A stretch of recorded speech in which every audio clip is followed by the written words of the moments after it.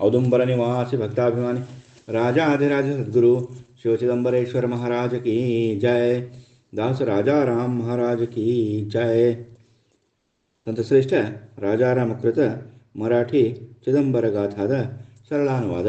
ಅನುವಾದಕರು ಪರಮಪೂಜ್ಯ ಶಂಕರ ದೀಕ್ಷಿತ ಗುರು ಮಹಾರಾಜರು, ಕರ್ಕಿಹಳ್ಳಿ. ಅಧ್ಯಾಯ 61. ಲಕ್ಷಲಿಂಗಾರ್ಚನೆ.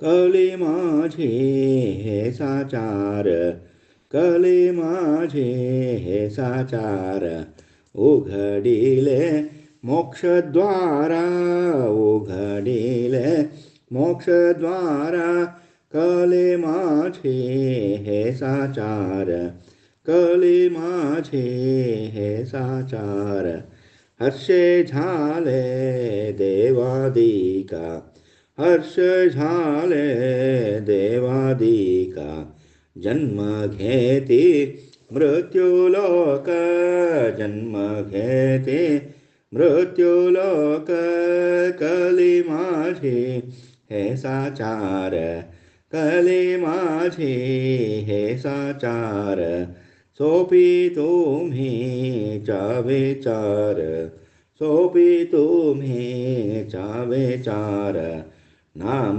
उतरेते पार, नाम उतरेते पार, कली माझी हे साचार, कली माझी हे साचार, थोर आनंद सुरवरा, थोर आनंद सुरवरा, शरण येते चिदंबर, शरण येते चिदंबर, कली माझी हे साचार, कली माझी हे साचार, दास म्हणे हे निर्जर, दास म्हणे हे निर्जर, कलिवर्णी ताते थोर, कलिवर्णी ताते थोर, कली माझी हे साचार,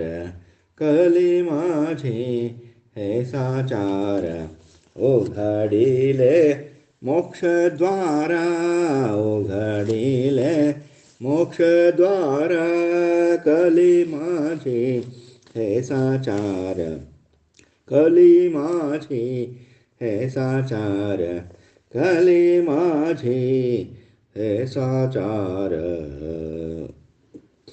ಕಲಿಯುಗದಲ್ಲಿ ಸ್ವಾಮಿಯ ಸೇವೆಯನ್ನು ಮಾಡಿ ನಾಮಧ್ಯಾನ ಮಾಡಿ ಸದಾಚಾರದಿಂದ ನಡೆದು ವಿಶ್ವಾಸಿ ಭಕ್ತನಾದರೆ ಸಾಕು, ಸುಲಭವಾಗಿ ಸಾಧನ ಸಿದ್ಧಿಯಾಗುವುದು. ಸ್ವಾಮಿಯ ದರ್ಶನ ಪಡೆದು ಜ್ಞಾನ ಸಂಪಾದನೆ ಮಾಡಿ ಮೋಕ್ಷವನ್ನು ಸುಲಭವಾಗಿ ಹೊಂದಬಹುದು. ಹೆಚ್ಚಿನ ಶ್ರಮದ ಅನುಷ್ಠಾನ, ಉಪವಾಸ, ವ್ರತಗಳು, ತಪಶ್ಚರ್ಯ ಈ ಯಾವುದರ ಅವಶ್ಯಕತೆಯೂ ಇರುವುದಿಲ್ಲ. ಇದರಲ್ಲಿ ಯಾವ ಸಂಶಯವೂ ಇಲ್ಲ. ಉಳಿದ ಯುಗಗಳಲ್ಲಿ ಮಾತ್ರ ಹೀಗಿರಲಿಲ್ಲ. ದೇಹ ಶ್ರಮ, ಮಾನಸಿಕ ಶ್ರಮ ಬಹಳಷ್ಟು ಅನುಭವಿಸಬೇಕಾಗುತ್ತಿತ್ತು. ನಾಮದ ಸಾಮರ್ಥ್ಯದ ಮುಂದೆ ಯಾವುದೂ ನಿಲ್ಲಲಾರದು. ಇಂಥ ಸುಲಭ ಸಾಧನೆಯನ್ನು ಸಾಧಿಸಲು ದೇವಾನುದೇವತೆಗಳು ಕಲಿಯುಗದಲ್ಲಿ ಭೂಮಿಯ ಮೇಲೆ ಜನ್ಮ ತಾಳಲು ಅಪೇಕ್ಷಿಸುವರು. ಸುರರು ಕೂಡ ಚಿದಂಬರನಿಗೆ ಶರಣು ಬಂದು ಅವನನ್ನು ಪೂಜಿಸುವರು. ಚಿದಂಬರನು ಪಾಪಿಗಳನ್ನು ಕೂಡ ಮುಕ್ತರನ್ನಾಗಿ ಮಾಡಿ ಪರಿವರ್ತನೆ ಮಾಡಿ ಭೂಮಿಯ ಮೇಲೆ ಸುಖ ಶಾಂತಿ ನೆಲೆಸುವಂತೆ ಮಾಡುವನು. ಪತಿತರನ್ನು ಪಾವನರನ್ನಾಗಿ ಮಾಡಲು ಶ್ರೀ ಸ್ವಾಮಿ ಚಿದಂಬರನು ಅವತರಿಸಿರುವನು. ಅವನ ವಿನಃ ಬೇರೆ ದೇವತೆಗಳು ಏನೂ ಮಾಡಲಾರರು. ಪೂರ್ಣಬ್ರಹ್ಮ ಚಿದಂಬರನೇ ಎಲ್ಲ ದೇವತೆಗಳ ಮೂಲ ಸ್ಥಾನ. ಹುಬ್ಬಳ್ಳಿಯಲ್ಲಿ ಹನುಮಂತರಾವ್ ಕುಲಕರ್ಣಿ ಎಂಬ ಒಬ್ಬರು ಇದ್ದರು. ಮನತನದಿಂದ ಒಳ್ಳೆ ಸ್ಥಿತಿವಂತರೂ ಆಗಿದ್ದರು. ಅವರು ಮನಸ್ಸಿನಲ್ಲಿ ಲಕ್ಷಲಿಂಗಾರ್ಚನೆ ಮಾಡಬೇಕೆಂದು ಮಾಡಿದರು ಮತ್ತು ಅದರಂತೆ ಸಂಕಲ್ಪವನ್ನು ಮಾಡಿದರು. ಸ್ವಾಮಿ ಚಿದಂಬರನ ಭಕ್ತರಾಗಿದ್ದುದರಿಂದ ಸ್ವಾಮಿಯ ಹತ್ತಿರ ಹೋಗಿ ತಮ್ಮ ಸಂಕಲ್ಪವನ್ನು ನಿವೇದಿಸಿದರು. ಸ್ವಾಮಿ, ಹೇಗೆ ಆಚರಿಸಬೇಕು? ದೃಢ ಸಂಕಲ್ಪವನ್ನೇನೋ ಮಾಡಿದೆ, ಇದನ್ನು ಸಾಧಿಸುವ ಬಗೆ ಎಂತು? ಮಾರ್ಗ ಕಠಿಣವಾಗಿದೆ. ತಮ್ಮ ಆಶೀರ್ವಾದ ಮತ್ತು ಸಹಾಯವನ್ನು ಅಪೇಕ್ಷಿಸುವೆ. ತಮ್ಮ ವಿನಃ ಮತ್ತೆ ಯಾರನ್ನೂ ವಿಚಾರಿಸುವುದು ನನಗೆ ಇಷ್ಟವಿಲ್ಲ. ತಾವು ದಯಮಾಡಿ ಸಹಾಯ ಮಾಡಿರಿ ಎಂದು ಭಿನ್ನವಿಸಿದನು. ಅದಕ್ಕೆ ಸ್ವಾಮಿಯು ಮುಗುಳಿನ ಜನಕ್ಕೂ, ಹನುಮಂತರಾಯರೇ, ನಾನಂತೂ ಬಡ ಬ್ರಾಹ್ಮಣ. ತಮಗೆ ಸಹಾಯ ಮಾಡುವ ಶಕ್ತಿ ನನಗೆ ಹೇಗೆ ಬರಬೇಕು? ಆದರೂ ನಾನು ಹೇಳುತ್ತೇನೆ, ಮಾಡಿದ ಸಂಕಲ್ಪವನ್ನು ಮುಗಿಸಲು ಗಡಿಬಿಡಿ ಮಾಡಬೇಡ. ಇದೇನು ಸಣ್ಣ ಕೆಲಸವೇ? ಸ್ವಲ್ಪ ತಾಳ್ಮೆಯಿಂದ ನಿರ್ವಹಿಸು. ನೀನು ಸದ್ಭಾವದ ಬ್ರಾಹ್ಮಣ ಇರುವಿ, ಮನೆತನದಿಂದ ಸ್ಥಿತಿವಂತನೂ ಆಗಿರುವಿ. ನಾನು ಹೇಳಿ ಕೇಳಿ ಬಡ ಬ್ರಾಹ್ಮಣ. ಲಿಂಗಾರ್ಚನೆಯ ಇಚ್ಛೆಯೇ ಬಲವತ್ತರ ಆದಲ್ಲಿ ಭಿಕ್ಷೆಯನ್ನು ಬೇಡು, ಬಂದ ಧನದಿಂದ ಲಿಂಗಾರ್ಚನೆಯನ್ನು ಮಾಡಿಸು. ಇದೊಂದು ನಿನಗೆ ಸುಲಭವಾಗಿ ಉಪಾಯವಾಗಿದೆ ಎಂದು ಹೇಳಿದರು. ಅದಕ್ಕೆ ಹನುಮಂತರಾಯರು, ಭಿಕ್ಷೆಯಿಂದ ಬಂದ ಹಣದಿಂದ ಲಕ್ಷಲಿಂಗಾರ್ಚನೆಯು ಸಾಧ್ಯವೇ? ಅಷ್ಟು ಧನ ಸಹಾಯ ನೀಡುವ ಭಕ್ತರು ಯಾರಿರುವರು? ನಾನು ಅಷ್ಟು ಹಣ ಭಿಕ್ಷೆಯಿಂದ ದೊರಕಿಸಲು ಸಾಧ್ಯವೇ ಇಲ್ಲ. ಇದು ದುರ್ಲಭವಾದ ಮಾರ್ಗ. ಕಾರ್ಯ ಸಾಧಿಸಲು ಬೇರೆ ಮಾರ್ಗವನ್ನು ಉಪದೇಶಿಸಿರಿ ಎಂದು ಕೇಳಿದನು. ಸ್ವಾಮಿಯು, ಹನುಮಂತರಾಯರೇ, ವಿಚಾರಿಸಿರಿ. ಈ ವಾಕ್ಯ ಸತ್ಯವಾಗಲೇಬೇಕು. ಇದರ ಹೊರತು ಅನ್ಯ ಮಾರ್ಗವಿಲ್ಲ. ಇದು ಯಾರಿಂದಲೂ ಅಷ್ಟೇ ಏಕೆ, ಯಾವ ದೇವರುಗಳಿಂದಲೂ ಸಾಧ್ಯವಿಲ್ಲ. ಈ ಬಗ್ಗೆ ದೇವರನ್ನು ವಿಚಾರಿಸಿ ಬೇರೆ ಮಾರ್ಗ ಹುಡುಕಿದರೆ ನನ್ನದೇನೂ ಅಭ್ಯಂತರವಿಲ್ಲ. ಆದರೆ ನಾನು ಹೇಳುವುದಿಷ್ಟೇ, ಈ ಸತ್ಯವಾಕ್ಯವನ್ನು ತಿರಸ್ಕರಿಸಬೇಡ. ಒಂದು ವೇಳೆ ತಿರಸ್ಕರಿಸಿದರೆ ಕಾರ್ಯ ಸಾಧಿಸದು, ನಿನಗೆ ದುಃಖವೂ ತಪ್ಪದು ಎಂದು ಉಪದೇಶಿಸಿದರು. ಆದರೂ ಹನುಮಂತರಾಯರು ಖಿನ್ನ ಮನಸ್ಕರಾಗಿ, ಈ ಕಾರ್ಯ ಸಾಧಿಸುವುದು ಲಕ್ಷ್ಮಿಯವರುಗಳಿಂದ ಮಾತ್ರ ಸಾಧ್ಯ. ಅವಳನ್ನು ಒಲಿಸಿಕೊಂಡರೆ ನನ್ನ ಕಾರ್ಯ ಸುಲಭವಾಗಿ ಸಾಧಿಸುವುದು ಎಂದು ಮನದಲ್ಲಿ ವಿಚಾರಿಸಿ ಲಕ್ಷ್ಮೀ ಸದಾ ವಾಸವಾಗಿರುವ ಕರವೀರಪುರಕ್ಕೆ ಅನುಷ್ಠಾನಕ್ಕೆ ಹೋಗುವುದೆಂದು ನಿರ್ಧರಿಸಿದನು. ತಡಮಾಡದೆ ಕರವೀರಪುರಕ್ಕೆ ಬಂದು ತಲುಪಿದನು ಮತ್ತು ದೇವಿಯ ಮುಂದೆ ಅನುಷ್ಠಾನವನ್ನು ಪ್ರಾರಂಭಿಸಿದನು. ಅವನ ಭಕ್ತಿ ತಪ ಅನುಷ್ಠಾನವನ್ನು ನೋಡಿ ದೇವಿಯು ಪ್ರಸನ್ನಳಾದಳು. ಸ್ವಪ್ನದಲ್ಲಿ ದೇವಿಯು, ಹನುಮಂತರಾಯ, ನಾನು ನಿನ್ನ ಭಕ್ತಿಗೆ ಮೆಚ್ಚಿದೆನು. ನೀನು ಇಲ್ಲಿಗೆ ಏಕೆ ಬಂದೆ? ನಾವೆಲ್ಲ ಚಿದಂಬರ ಅಧೀನರಾದ ದೇವರು. ಚಿದಂಬರನ ಪಾದಧೂಳಿಯ ಸ್ಪರ್ಶದಿಂದ ಇಲ್ಲಿ ಶಕ್ತಿಯುತಳಾಗಿ ಇರುವೆನು. ಚಿದಂಬರನ ಆಜ್ಞೆ ಇಲ್ಲದೆ ಒಂದು ಗಿಡದ ಎಲೆಯೂ ಚಲಿಸದು. ಇಲ್ಲಿಯವರೆಗೆ ಬಂದು ವ್ಯರ್ಥ ಶ್ರಮ ಪಟ್ಟಿರುವಿ. ಹೊರಟು ಹೋಗು, ಚಿದಂಬರನಿಗೆ ಶರಣು ಹೋಗು. ಅವನ ಕ್ಷಮೆ ಕೇಳಿ ಅವನ ಕೃಪೆ ಸಂಪಾದಿಸಿಕೋ ಎಂದು ಕೋಪದಿಂದಲೇ ನುಡಿದಳು. ಪೂಜಾರಿಗಳಿಗೂ ಆಜ್ಞೆ ಇತ್ತು ಗುಡಿಯಿಂದ ಹೊರಗೆ ಹಾಕಿಸಿದಳು. ಆದರೆ ಹನುಮಂತರಾಯನು ವಂಶ ಪರಂಪರೆಯ ಛಲಸ್ವಭಾವದವನು. ಅಷ್ಟಕ್ಕೆ ದೇವಿಯ ಮಾತನ್ನು ಕೇಳಿ ಚಿದಂಬರನಿಗೆ ಶರಣಾಗತನಾಗಲಿಲ್ಲ. ಇನ್ನು ಪ್ರಯತ್ನ ಮಾಡಿ ಅನ್ಯ ಮಾರ್ಗವನ್ನು ಶೋಧಿಸಿಯೇ ತೀರುವನೆಂದು ಶ್ರೀ ಗುರು ದತ್ತಾತ್ರೇಯ ಸ್ಥಾನವಾದ ಗಾಣಗಾಪುರಕ್ಕೆ ಹೋದನು. ಶ್ರೀ ಗುರು ನರಸಿಂಹ ಸರಸ್ವತಿ ಸ್ವಾಮಿಗಳನ್ನು ಕುರಿತು ಅನುಷ್ಠಾನ ಪ್ರಾರಂಭಿಸಿದನು. ಆ ಸ್ಥಾನದಲ್ಲಿ ಸತತವಾಗಿ ಸಂಕಟಗಳು ಬಂದರೂ ಸಹಿಸಿದನು. 3 ವರ್ಷಗಳವರೆಗೆ ಸತತ ಅನುಷ್ಠಾನ ಮಾಡಿದನು. ದತ್ತಾತ್ರೇಯನು ಸ್ವಪ್ನದಲ್ಲಿ ಬಂದು, ಹೇ ಬ್ರಾಹ್ಮಣನೇ, ನೀನು ಇಲ್ಲಿಗೆ ಏಕೆ ಬಂದೆ? ನಿನ್ನ ಮನೋಗತವು ತಿಳಿಯಿತು. ಪೂರ್ಣ ಬ್ರಹ್ಮ ಚಿದಂಬರ ಆಜ್ಞೆಯಂತೆ ನಡೆ. ನಿನಗೆ ಈ ಸ್ಥಾನದಿಂದ ಏನೂ ಲಾಭ ದೊರೆಯದು. ನೀನು ಈ ಕ್ಷಣ ಚಿದಂಬರನಲ್ಲಿ ಹೊರಟು ಹೋಗು. ಅದರ ವಿನಃ ನೀನು ಏನೇ ಪ್ರಯತ್ನ ಮಾಡಿದರೂ ತ್ರಿಲೋಕದಲ್ಲಿಯೂ ಬೇರೆ ಮಾರ್ಗ ನಿನಗೆ ಸಿಗಲಾರದು. ಹೊರಟು ಹೋಗು, ಇಲ್ಲವಾದರೆ ಬಹಳ ದುಃಖಕ್ಕೆ ಗುರಿಯಾಗುವಿ ಎಂದು ಹೇಳಿದನು. ಮತ್ತು ಅರ್ಚಕರಿಗೆ ಈತನನ್ನು ಗುಡಿಯಿಂದ ಹೊರಗೆ ಹಾಕಿರಿ ಎಂದು ಆಜ್ಞೆ ಇತ್ತನು. ನಿರ್ವಾಹವಿಲ್ಲದೆ ಗಣಗಾಪುರದಿಂದ ಹೊರಡಬೇಕಾಯಿತು. ಅಲ್ಲಿಂದ ನೇರವಾಗಿ ಪಂಢರಪುರಕ್ಕೆ ಬಂದನು. ಪಂಢರಪುರದ ವಿಠಲನನ್ನು ಕುರಿತು ಅನುಷ್ಠಾನ ಪ್ರಾರಂಭಿಸಿದನು. ಇಲ್ಲಿಯೂ 5 ವರ್ಷಗಳ ಕಾಲ ಅನುಷ್ಠಾನ ನಡೆಯಿತು. ಮೊದಲೇ ವಯಸ್ಸು ಆಗಿತ್ತು. ಅನುಷ್ಠಾನದಲ್ಲಿ ಬಹಳಷ್ಟು ಕಾಲವು ಕಳೆಯಿತು. ದೇಹ ಕೃಶವಾಗುತ್ತಾ ನಡೆದಿತ್ತು. ಸದ್ಯ ಅವನಿಗೆ 90 ವರ್ಷ ವಯಸ್ಸಾಗಿತ್ತು. ವಿಠಲನು ಸ್ವಪ್ನದಲ್ಲಿ ಬಂದು, ಹೇ ಬ್ರಾಹ್ಮಣನೇ, ನೀನು ಚಿದಂಬರನಲ್ಲಿ ಹೊರಟು ಹೋಗು. ಚಿದಂಬರನೇ ನಿನ್ನ ಆಸೆ ಈಡೇರಿಸುವನು. ಚಿದಂಬರನೆಂದರೆ ನಾನು ಎಂದರೆ ಚಿದಂಬರನು. ಅಂದ ಮೇಲೆ ಅವನ ಆಜ್ಞೆಯನ್ನು ಮೀರಿ ನೀನು ದುಃಖ ಅನುಭವಿಸಿರುವಿ. ಈ ಕೂಡಲೇ ನೀನು ಚಿದಂಬರನಲ್ಲಿಗೆ ಹೋಗು ಎಂದು ಆಜ್ಞೆ ವಿಧಿಸಿದನು. ಮನುಷ್ಯನು ವಿಷಯ ಸುಖದ ಕಡೆಗೆ ಮನಸ್ಸು ಮಾಡಿ ಸ್ವಾರ್ಥ ಸಾಧಿಸುವುದು, ಜನರ ಮನ ಗೆದ್ದು ಮರ್ಯಾದೆ ಗಳಿಸಲು ಪ್ರಯತ್ನಿಸುವುದು, ಹೇಯ ಕಾರ್ಯಗಳಲ್ಲಿ ಅಸ್ಥೆ ಸಮಯ ಹಾಳು ಮಾಡಿಕೊಳ್ಳುವುದು, ಗುರು ಸೇವೆ ಸತ್ಕಾರ್ಯಗಳಲ್ಲಿ ಭಾಗವಹಿಸದೆ ಸೇವೆ ಮಾಡದೆ ಇರುವುದು, ಸಂಸಾರ ಸುಖಭೋಗಗಳಲ್ಲಿ ಅಸ್ಥೆ ತಲ್ಲೀನನಾಗುವುದು ಮುಂತಾದ ಕಾರ್ಯಗಳಲ್ಲಿ ಸಮಯ ಹಾಳು ಮಾಡಿಕೊಳ್ಳುವುದು, ಆಯುಷ್ಯ ಗತಿಸುವುದು ಇದು ಮನುಷ್ಯನ ಸ್ವಭಾವ. ಹನುಮಂತರಾಯನಿಗೂ ಇದೇ ಗತಿಯಾಗಿತ್ತು. ಸ್ವಾಮಿ ಆಜ್ಞೆ ಮೀರಿ ಬೇರೆ ಬೇರೆ ದೇವರುಗಳ ಅನುಷ್ಠಾನ ಮಾಡಿ ವ್ಯರ್ಥ ಸಮಯ ಹಾಳು ಮಾಡಿಕೊಂಡನು. 9 ವರ್ಷಗಳು ಗತಿಸಿದರೂ ಅವನ ಕಾರ್ಯಸಿದ್ಧಿ ಆಗಿರಲಿಲ್ಲ.